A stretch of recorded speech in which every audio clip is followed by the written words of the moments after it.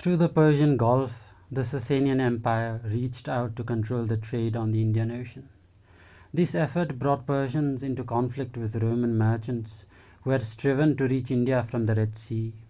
The entire region bounded by present-day Ethiopia at the western end of the Red Sea, Yemen in southern Arabia, and the Persian Gulf became a field of conflict between the Roman and Sasanian empires. Their clash took religious as well as commercial and political form. Both Ethiopia, then known as Exum, and Himyar, modern-day Yemen, were rich lands. They were amply watered by the same rains from equatorial Africa that caused the annual rising of the Nile. Both regions had embraced monotheism, expressed in the worship of a most high god known as Al-Rahmanan, the Merciful One. In Ethiopia, this monotheism was Christian. As in the empire of Constantine and his successors, Christ was seen as the protector of the kings of Ethiopia, and the cross of Christ was their talisman in battle. The leaders of Yemen and the southern coast of Arabia were Jewish, and they dismissed Jesus as a crucified sorcerer.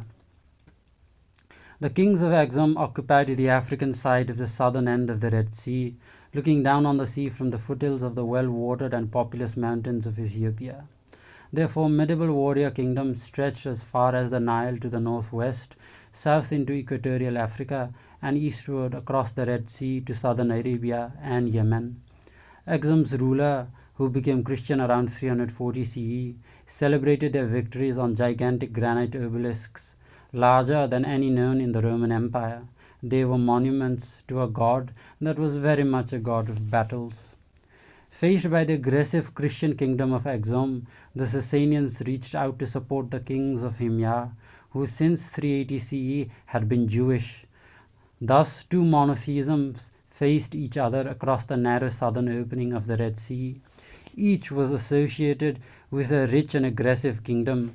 Each was backed by a great power, Ethiopia by Christian Rome and Himyar by the Persians. Between 522 and 530 CE, a Jewish king of Himyar, popularly known as Dhunuwas, the man with the forelock, drove the Ethiopian Christian garrisons out of southern Arabia.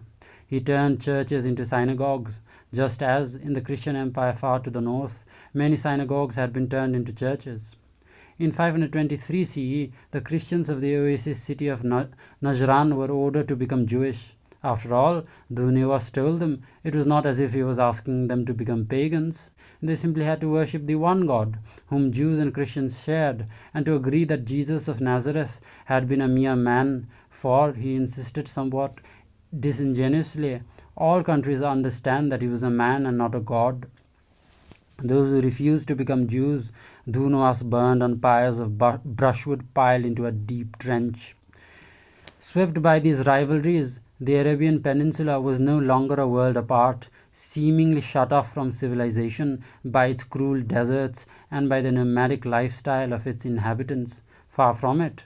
Arabia had become a giant soundboard that amplified claims about the pros and cons of Judaism and Christianity, argued over in Arabic and among Arabs with unusual intensity for an entire century. The non-aligned Arabs of the intermediate regions between southern Arabia and Mesopotamia still worshipped their ancestral tribal gods, but they had heard much of late about Jews and Christians, Romans and Persians. Arab tribes around Yathrib, modern Medina, adopted Judaism and remained in touch with the rabbis of Galilee along the caravan routes of northern India. Here was a new kind of borderland between empires and between religions, stretching from the west coast of Africa to the Red Sea. It would be from this borderland that a new religion and a new prophet would emerge. His name was Muhammad.